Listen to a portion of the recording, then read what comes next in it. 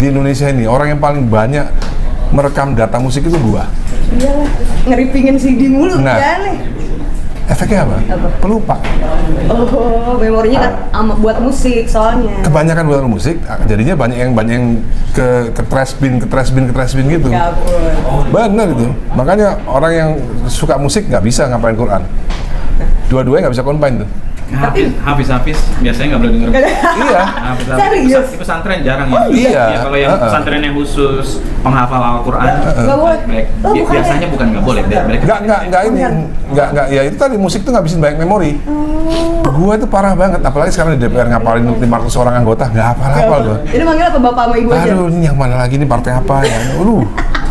Bener itu efek dengerin banyak musik itu gitu. Oh iya. Tuh yang suka pelupa nggak apa-apa, tandanya lu musikalitasnya tinggi. Bukan.